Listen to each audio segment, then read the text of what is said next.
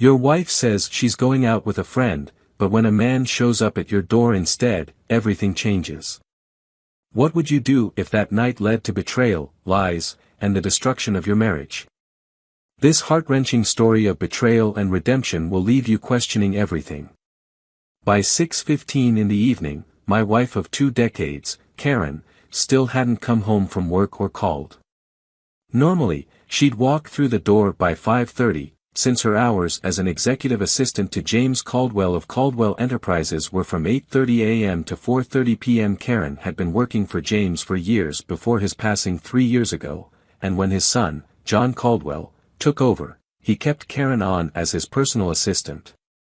Our son, Adam, was already home from school, holed up in his room upstairs, tackling his homework so he could relax and watch TV after dinner. By the time 6:30 rolled around, I was starting to get uneasy and decided to give Karen a call.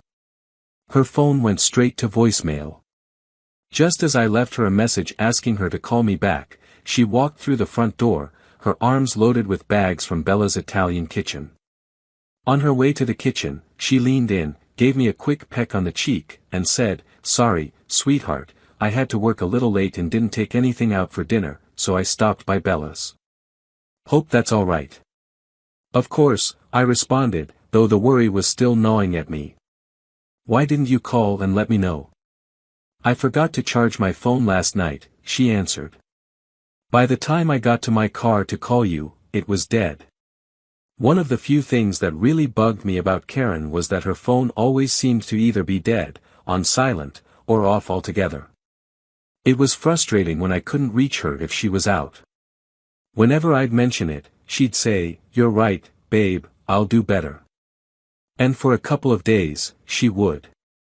But then, just like that, we'd be right back to square one.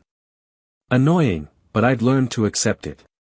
Karen was in good spirits during dinner, but most of the conversation was driven by our 8th-grade son, who was buzzing with excitement about the upcoming soccer tryouts and how his math teacher, Mrs. Thompson, was being unfair with all the homework she was piling on.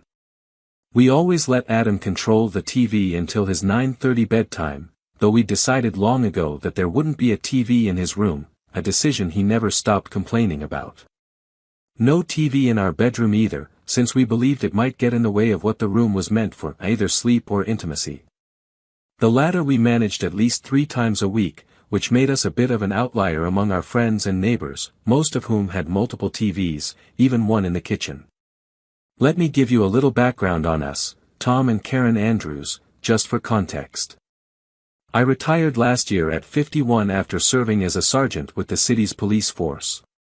Thanks to the state's retirement program, which allowed military veterans to count their service toward police retirement, I was able to apply my 4 years as a Marine toward my 25-year retirement requirement. Basically, that meant I, along with other military vets, could buy back those service years by paying into the retirement system the same amount the city would have contributed. It worked out great for me. The demands of police work and my side job had kept me in shape, leaving my 6-foot frame with hardly any body fat. After retiring, I took my handyman side gig and turned it into a full-time contracting business. With all the contacts I'd built up over the years doing small renovation jobs, I don't even need to advertise. My reputation for quality work keeps the jobs coming in, and word of mouth ensures I stay busy. My wife, Karen, who will be turning 46 next month, was 26 when we got married. I was 32 at the time, just getting started in my career as a police officer. The specifics of how we got together aren't really important. We met at a party thrown by a mutual friend, and I was immediately drawn to her. She had, and still does, shoulder-length wavy blonde hair, bright green eyes, an infectious smile, and even now at 5 feet 7 inches, she's still the same size 8 as when we first met. While her good looks and fit physique caught my eye, it was her vibrant personality that really won me over. Karen has always had a slightly naive outlook when it comes to other people's motives, but that might just be the cop in me, always a little suspicious of others. Working as an executive assistant for a medium-sized international company, Karen earns a solid salary, and combined with my own growing income from the contracting business, we're pretty comfortable financially. More importantly, we've always had a relationship built on mutual respect and friendship, keeping our marriage an equal partnership. We split parental duties, cooking, and household chores pretty evenly. Of course, there are some tasks that fall more into the traditional roles. I stay far away from her laundry, and she doesn't touch the yard work. I learned my lesson early on when, trying to help, I managed to ruin a few of her nice blouses by not knowing a thing about separating colors.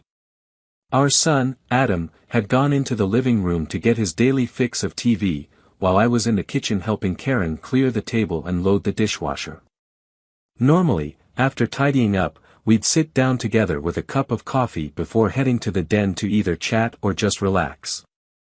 That evening followed the same routine, and as Karen placed a steaming cup of coffee in front of me, she casually mentioned, "Oh, by the way, Amanda got promoted to head the Berlin office, and if you're okay with it, we were thinking of going out for dinner and maybe some dancing tomorrow night to celebrate." I've never paid much attention to Karen's work friends, so I didn't really recall who Amanda was. Not wanting to seem uninterested, I didn't mention that. But the dancing part did catch my attention, so I asked about that. She smiled brightly and said, "You know how much I love to dance, and I hardly ever get the chance since you're not a fan, and, let's be honest, you've never been much of a dancer. So, you're just going to be dancing with her?" I asked, still feeling a little curious. "Of course," she replied, still smiling, "it'll just be a couple of hours. I'll be home by 11. I wasn't exactly thrilled, but since she hardly ever went out with her friends like most of the wives in our circle, I decided to let it slide. The next evening, Karen came home from work and asked what I had planned for dinner for Adam and me. "Mac and cheese," I said, with a bit of authority in my voice. Adam and I both love mac and cheese, but Karen can't stand it and always goes on about the high sodium and calorie count. She gave me a disapproving look but didn't push the matter. "Amanda's picking me up at 7, she said, "so I'm going upstairs to shower and get ready while you two fill yourselves with unhealthy food." The following day was Saturday, and Adam had gone to his friend Ben's house with the instruction to be home by 7:30, just in time for the macaroni to be ready. At 7 p.m. sharp, the doorbell rang. Expecting to see Karen's friend, I was surprised to find a sharply dressed man standing there, probably in his mid-30s, tall with dark, wavy hair. At first, I figured he was either a salesman or, worse, a missionary, but I remembered those guys usually come in pairs. Before I could say anything, he extended his hand and said, "Hey, you must be Tom. Karen talks about you all the time." Still puzzled, I shook his hand as he stepped past me into the house. Noticing my confusion, he flashed a bright smile and added, "Oh, maybe you don't remember me. We met briefly at the company holiday party. I'm Jake Phillips. I just wanted to thank you for letting me take Karen out tonight. I guess she mentioned that I'm leaving next week to head our Berlin office, and she's been such an amazing help to me these past few years that I wanted to show my appreciation." All of this happened within just a few seconds, but the way his eyes sized me up, combined with the slightly superior tone in his voice, made it clear he was evaluating me. My brain finally kicked back into gear, and I said, "Well, Jake, there must be." "Call me Jake," he interrupted cheerfully. "Everyone does." Suddenly, it clicked. I continued, more firmly this time, "Well, Jake, I think there's been some kind of misunderstanding here. Give me a moment while I have a word with my wife." I hurried up the stairs as quickly as I could, trying to maintain as much dignity as a man in my situation could. When I stepped into the bedroom, Karen had just finished adjusting her dress and was looking at herself in the full-length mirror. She had on a sleek black cocktail dress that, while not too revealing, certainly wasn't conservative. She picked up her red leather clutch that matched her bright red 4-inch heels, and as she turned to me with a smile, she said, "I heard the door. I guess that's Jake. How do I look?" I didn't answer her, but the mix of shock and anger on my face must have said plenty. She frowned and asked, "What's wrong, Tom?" You look upset. Upset? I practically yelled. My wife is planning to go out with some younger guy who's trying to make a fool out of me, so no, I'm not just upset. I'm furious. I'm embarrassed. There's a man standing in my living room waiting to take you out for what sounds an awful lot like a romantic evening. And unless he's into men, his goal is to get you into bed. The moment her hands went to her hips, I knew the conversation wasn't over, and I could tell by the way she stayed quiet that she was trying to calm herself before delivering her own verbal strike. With more anger than I'd ever heard from her, she finally said, "Well, Tom, I'm the one who's shocked and angry here. First of all, you just accused me of being unfaithful, as if I'd let another man seduce me. That's not only insulting, it's hurtful. Secondly, I've worked with Jake for 3 years, and he's always been nothing but a perfect gentleman. He's never, and I mean never, done anything inappropriate or crossed any lines." Then, grabbing her purse and heading for the door, she added coldly, "I'm not going to leave him waiting downstairs while you make a fool out of yourself. I'll be home by 11, and by then, I hope you've pulled your head out of your backside." I just stood there, speechless, as I watched her head down the stairs. Karen's perspective. I don't think I've ever been this angry before. I thought our marriage was built on trust and mutual respect, and I couldn't believe the implication my husband of 20 years just made. Apparently, the trust one thought we had only went one way. Jake clearly picked up on the fact that something was off. As I kissed him on the cheek, he asked if everything was okay. Forcing a smile, I said, "Everything's fine. Ready to go." I glanced back up the stairs as Jake placed a hand on the small of my back and led me out the door to his car. Back to Tom's perspective.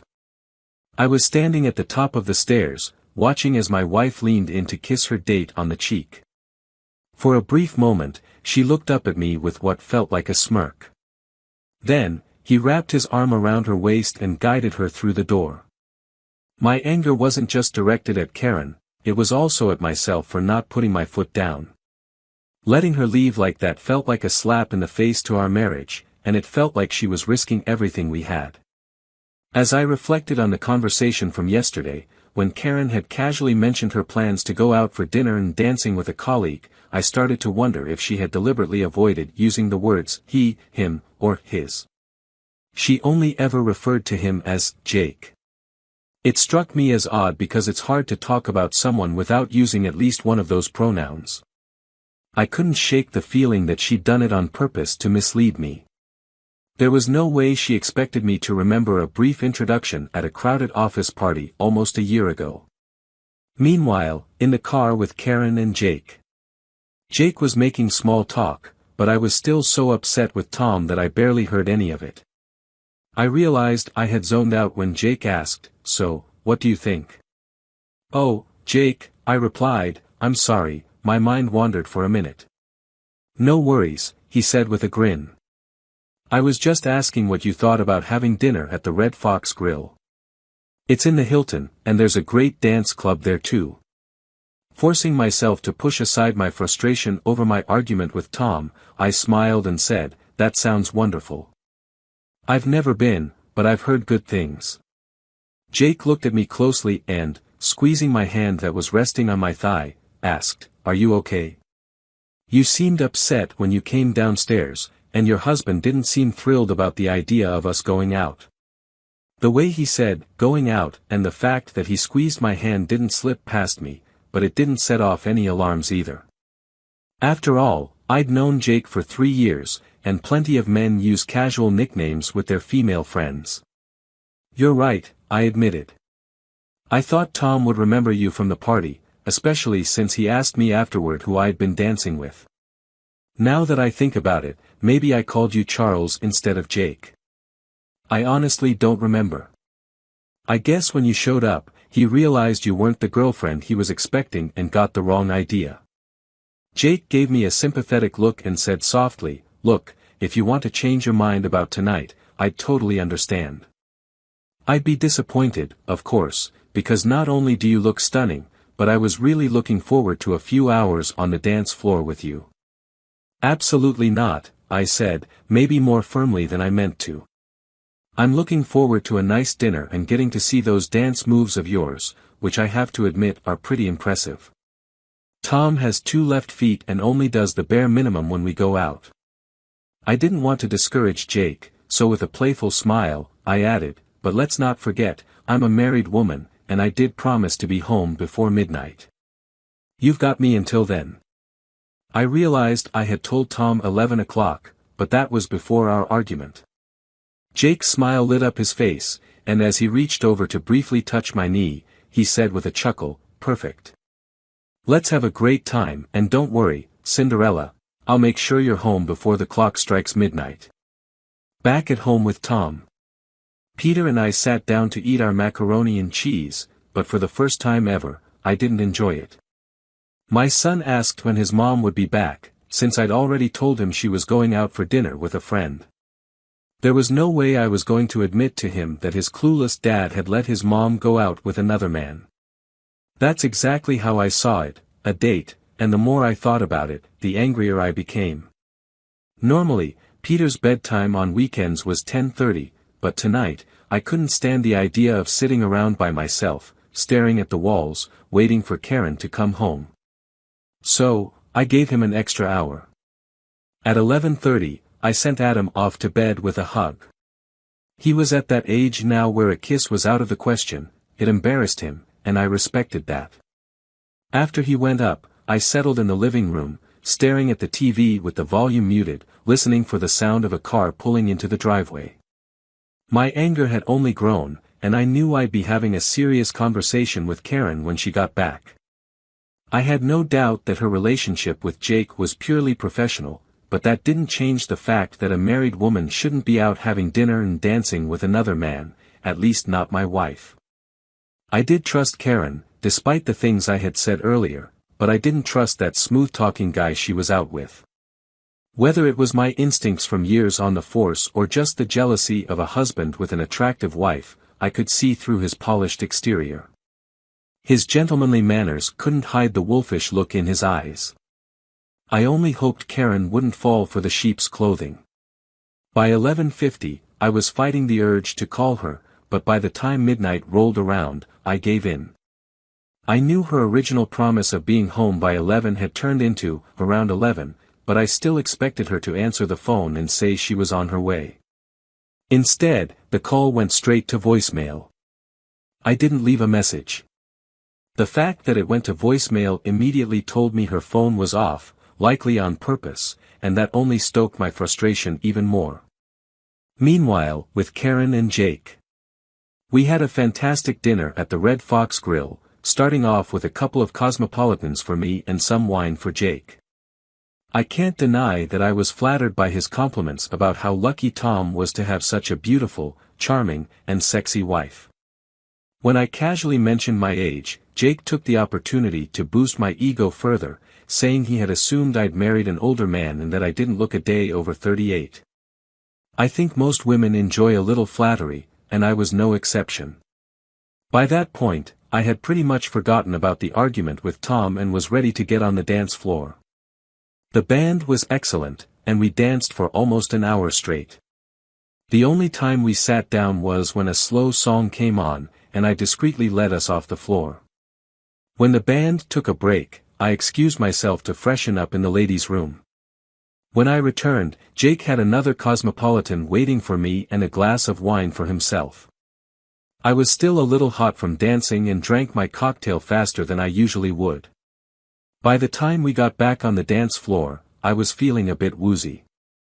A few songs in, a slow number started, and I didn't resist when Jake pulled me into his arms.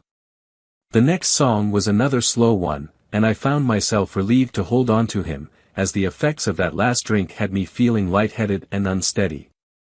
Noticing that I wasn't feeling well, Jake suggested we sit out for a while.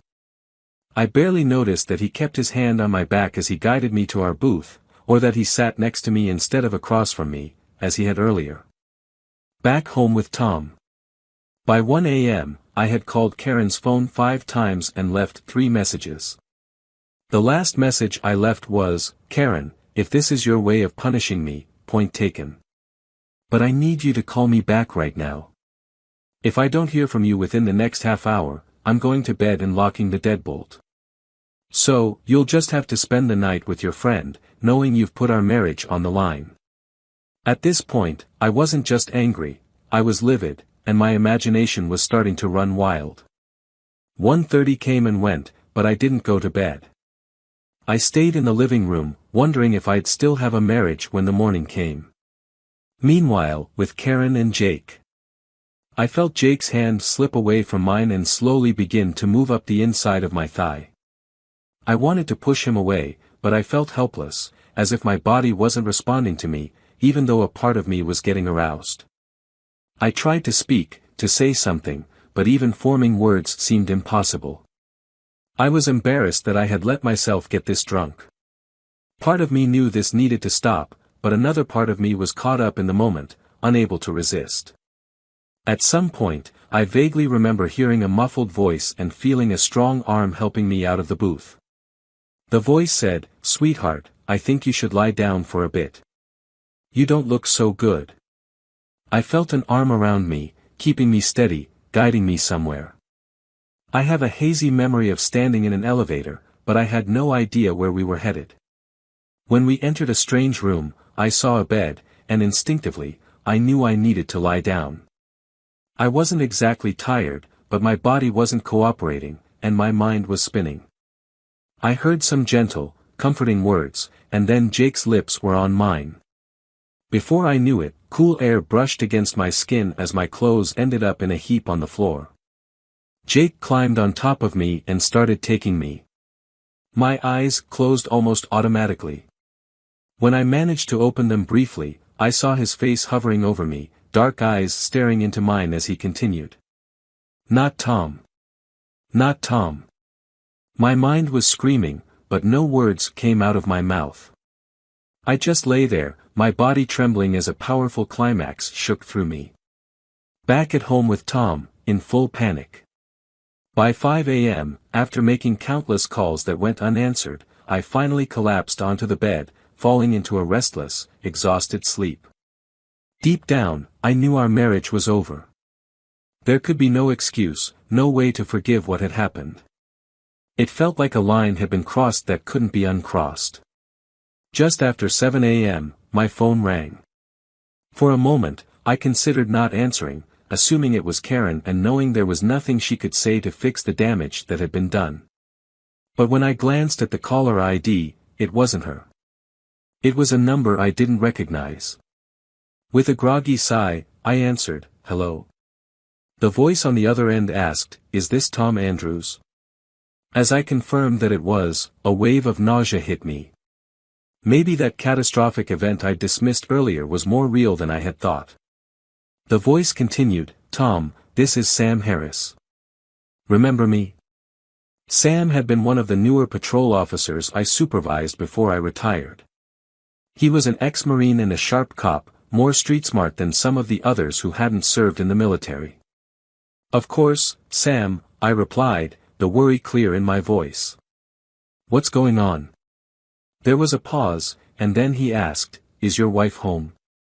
My heart started to race, and my mind filled with dread as I answered, "No, she went out for dinner with a colleague and was supposed to be home by 11 last night. I've been calling her, but all my calls go straight to voicemail." "Is she okay?" I asked, my voice trembling. "Yes and no, Tom," Sam responded. "She's at General Hospital. She came into the ER a few hours ago, saying she'd been sexually assaulted. I was the one who caught the call, but all she would tell us was her name and that her husband used to be a cop.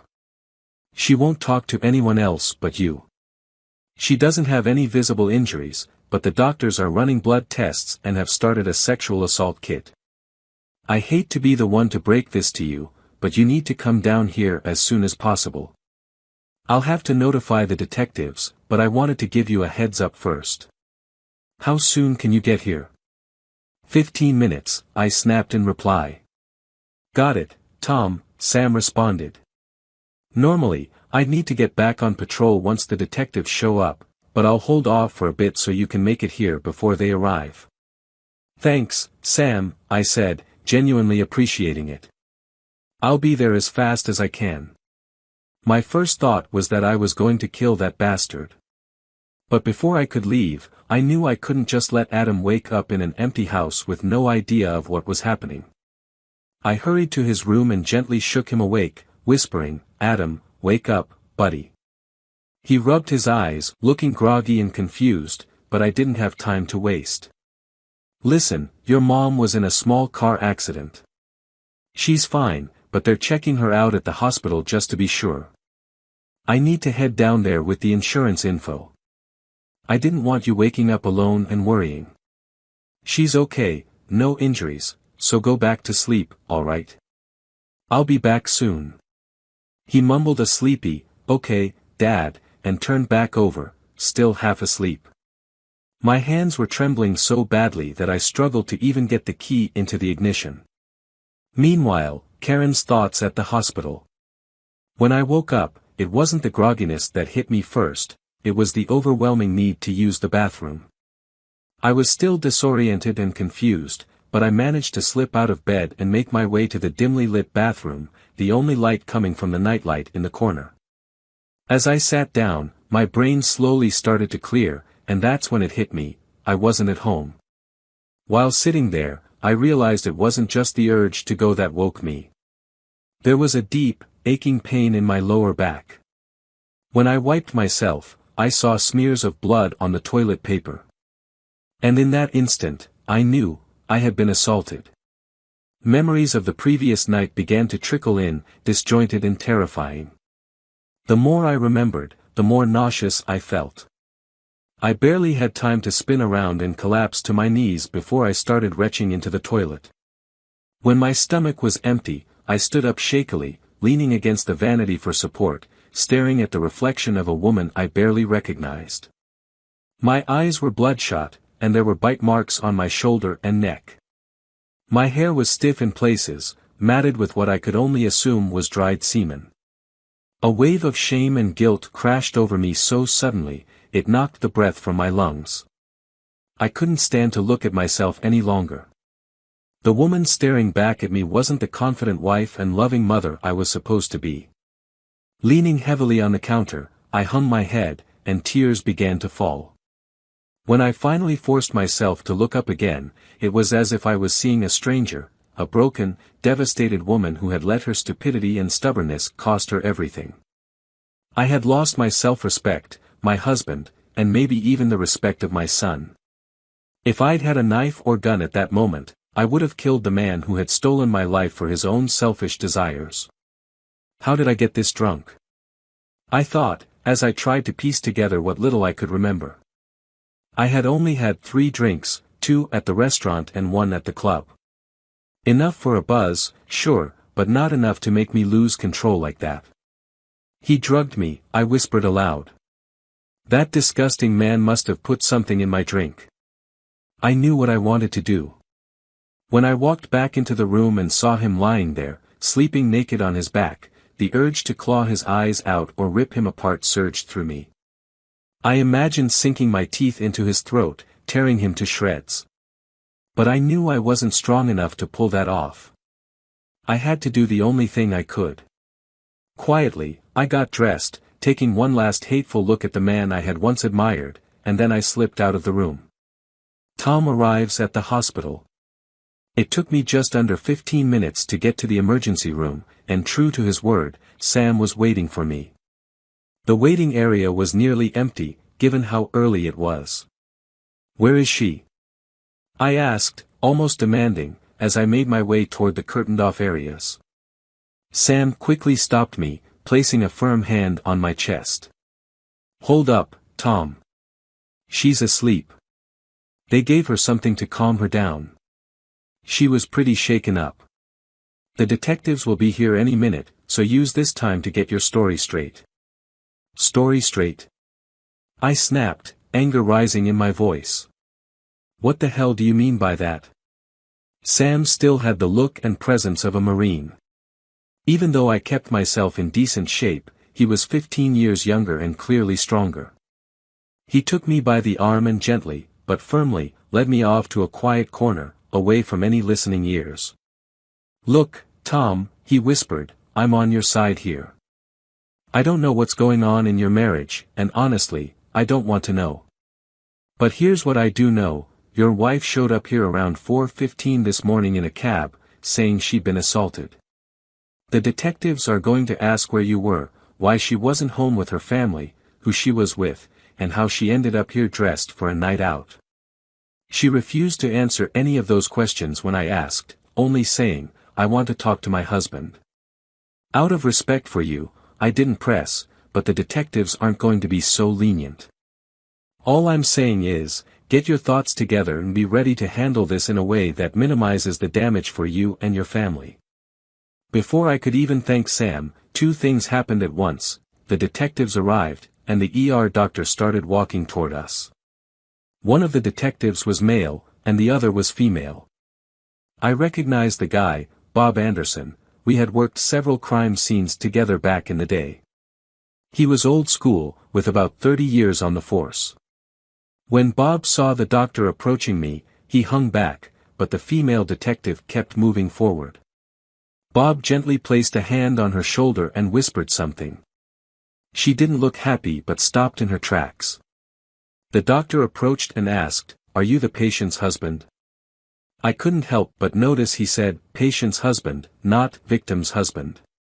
Sam gave me a quick pat on the back and headed out as the doctor, with a slight Middle Eastern accent, began to speak. "I'm Dr. Kamal. Your wife doesn't have any major visible injuries, but there was some tearing of her rectum, which should heal on its own without surgery. There are also some bite marks on her breasts, what some might call hickeys, but they don't require treatment either."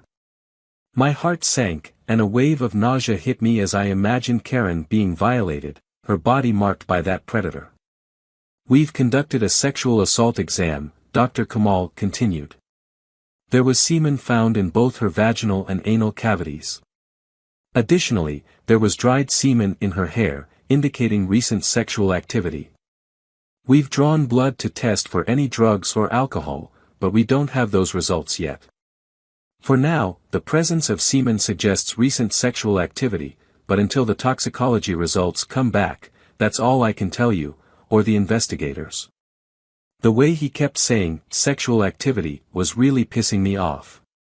It made it sound like this could have been consensual, and the phrasing felt like a slap in the face. There's a world of difference between sexual activity and sexual assault, but he just kept going.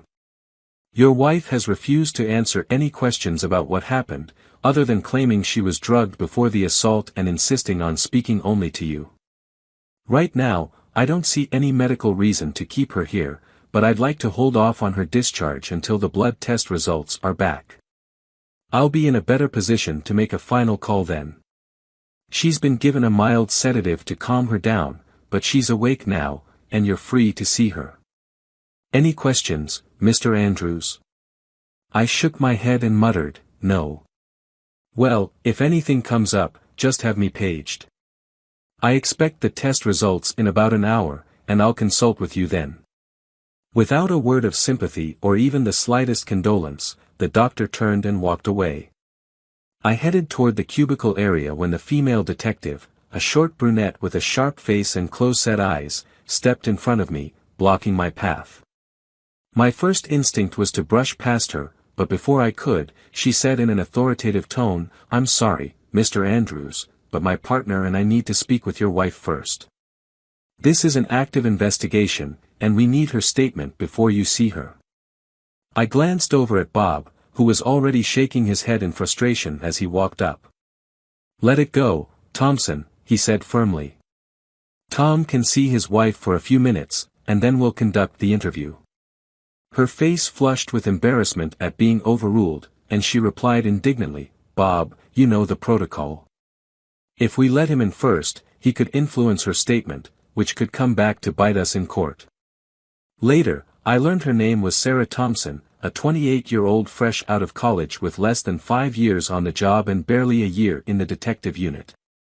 Bob responded with a hint of sarcasm, "Look, Thompson, I was making felony arrests before you were even born. As lead detective, I make the calls. Tom Andrews is a colleague, retired or not, and he deserves a bit of professional courtesy.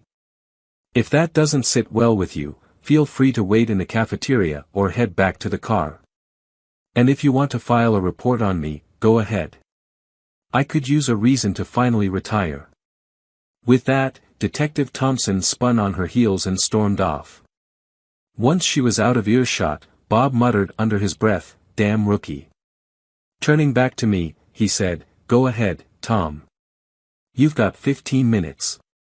I'll finish some paperwork from our last case."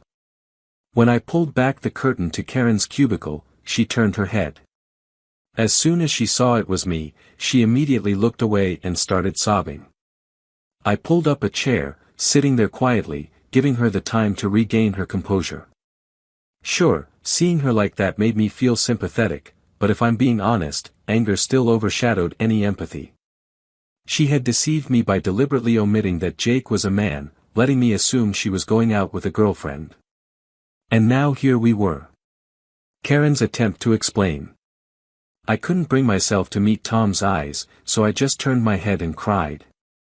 I had desperately wanted him by my side, but now that he was here, I didn't know what to say. How do you apologize for ignoring your husband's concerns and ending up in the arms of a predator?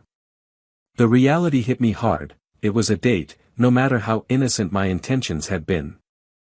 I went out to dinner and dancing with a man who wasn't my husband. How would I have reacted if the situation had been reversed?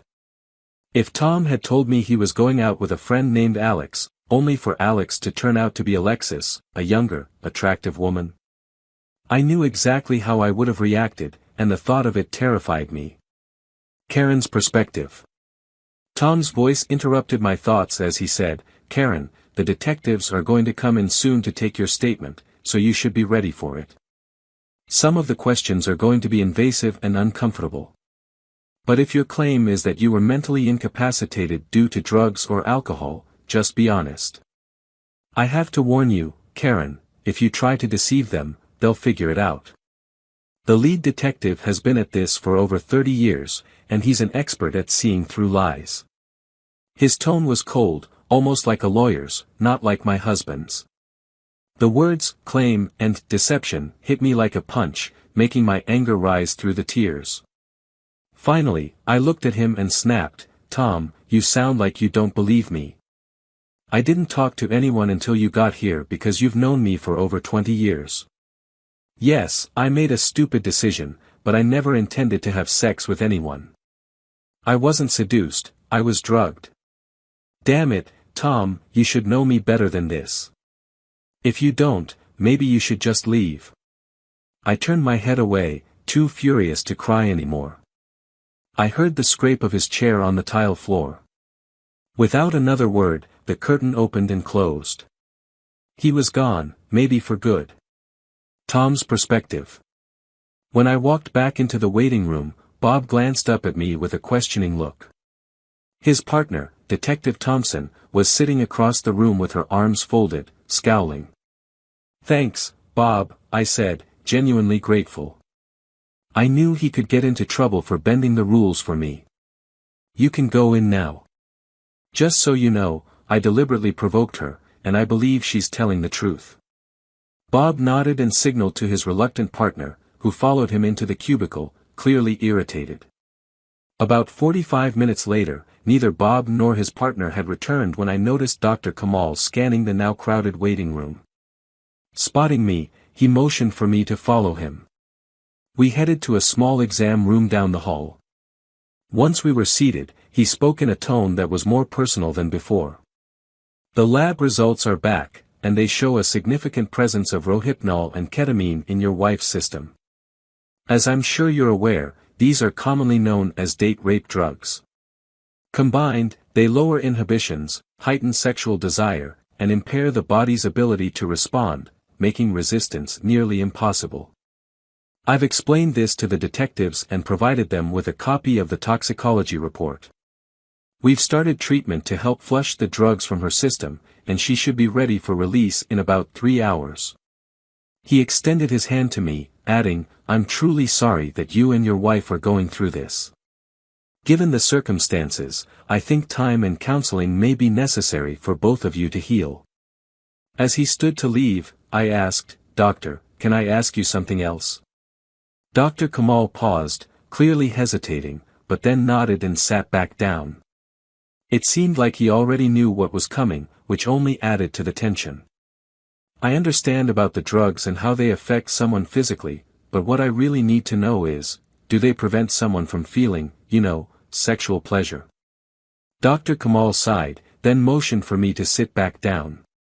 Speaking with a tone that was both patient and slightly weary, he replied, Mr. Andrews, I can't give you a definite answer, but here's what I can say. When a person's sexual organs are stimulated, the body may respond involuntarily to that stimulation, regardless of the person's mental or emotional state. The physical response is biological, it's not tied to conscious participation. In some cases, yes, it's possible for someone to climax during an assault, which often makes the emotional trauma even worse. The victim can feel like their own body betrayed them. Dr. Kamal paused for a moment, then added, even victims who aren't drugged and are forcibly assaulted sometimes report climaxing. It's one of the cruelties of sexual trauma. It doesn't mean the assault wasn't real. The body's response is automatic, like feeling pain. It's completely involuntary. With that, he stood up again, gave my shoulder a reassuring pat, and walked away, probably relieved I didn't have any more difficult questions for him. As I stood there, processing everything he had just told me, I noticed Bob and his partner standing near the entrance to the treatment area, waiting for the doctor to finish. Bob approached first, his partner still hanging back, though her demeanor was a little less hostile than earlier. Bob addressed me directly. Tom, I've known you for a long time, so I'm not going to sugarcoat this. Based on her statement and the lab results, it's clear your wife was drugged, and she wasn't able to give consent. That means she was assaulted. He paused, glancing around the room before continuing in a quieter voice, but here's the hard part. As much as it pains me to say this, I wouldn't recommend pressing charges against this guy. I was about to protest, but Bob quickly raised his hand to stop me. Hear me out, Tom. Whatever you decide, I'll support you. But you know how the system works better than most. The defense will argue that Karen voluntarily went out with this guy, had drinks, and danced with him. It won't matter that she didn't mention his gender to you when she talked about her plans. What the jury's going to see is that she spent the evening with another man. Bob's expression darkened as he continued, they'll say she took the drugs willingly. There are plenty of cases where people have taken these drugs to loosen up. And if the defense attorney is half as ruthless as most are, they'll drag you both through the mud. They'll paint her as a promiscuous wife who made up a story when she realized how much time had passed, and you'll be cast as the naive husband who couldn't keep his wife in check. The media will have a field day. My fists clenched involuntarily, anger surging through me. Bob placed a hand on my shoulder, softening his tone. Tom, I know this isn't what you want to hear, but you need to think about Adam. Do you want him to grow up hearing whispers and rumors, seeing your family's name plastered all over the news? Do you want this to haunt the rest of your lives? If this scumbag gets a decent lawyer, he's likely to walk free, and your family will be left to pick up the pieces. I stood there, torn apart inside. Bob was right. I had seen too many cases like this fall apart in court. But the thought of letting that monster walk away without consequences was unbearable. Bob gave me a moment to take it all in before adding, talk to Karen, Tom. She has to be the one to decide. But if you both choose to let this go, I can make sure the report disappears. It'll be like none of this ever happened, and you can move forward. I nodded numbly. Thanks, Bob. I'll talk to her. He nodded back, giving me a small, understanding smile. Take your time. Whatever you choose, I've got your back. Karen's reaction. When I returned to the hospital room, Karen was lying there, her face pale and her eyes swollen from crying. I pulled up a chair beside her, but before I could even say a word, she spoke, her voice raw and broken. They don't believe me, do they? No one does, not the doctor, not the police, not even you. She started sobbing again, and I reached out to take her hand, but she pulled it away, her whole body trembling with emotion. Karen, we all believe you, I said softly, trying to keep my voice calm and steady. This isn't about whether or not people believe you. It's about what will happen if we take this to court. I explained to Karen what Bob had told me, that the defense would twist everything, smear her reputation, and paint her as someone who willingly participated and only regretted it later. She listened, her expression a painful mix of anger and hopelessness. So, what now? We just let him walk away like nothing happened? No, I said firmly, holding her hand tightly. This isn't about letting him get away with anything. It's about protecting you and Adam from what could happen if we push this to court. The legal system, it's not built to help people like you. It's built to tear you apart. Karen stared at me, her lip trembling. For a long moment, she was silent. Then, with a resigned sigh, she nodded. Fine, she whispered, her voice barely audible. We won't press charges. But I want him to suffer, Tom. I want him to pay. I squeezed her hand. He will, Karen. One way or another, he'll pay. In the end, Bob kept his word. The report was buried, and the case never made it to court. Jake Phillips didn't end up in prison, but Karen got a small victory when the company quietly fired him. They gave her a settlement, enough to avoid the mess of a public lawsuit. Jake didn't get the promotion to Berlin, and after 15 years with the company, he was dismissed with no letter of recommendation. As for our marriage, we gave it a shot. We went to counseling, both individually and together, but the damage ran too deep. We separated 8 months later, and by the time the divorce was finalized, we were both emotionally drained. Karen kept the house until Adam finished high school, and I started over in a small apartment. I moved on, but I've never been able to shake the memory of Karen leaning up to kiss Jake on the cheek before she walked out of our home that night. That image haunts me more than the details of the assault. The betrayal, the deception, the disrespect, it was all too much for me to forgive. It's been 2 years since the divorce. Karen is dating someone new, a guy younger than her, and they seem happy. I've started seeing someone, too, Natalie, a former client of mine who went through her own rough divorce. Her 14-year-old son, Ryan, has become good friends with Adam, and the boys get along great.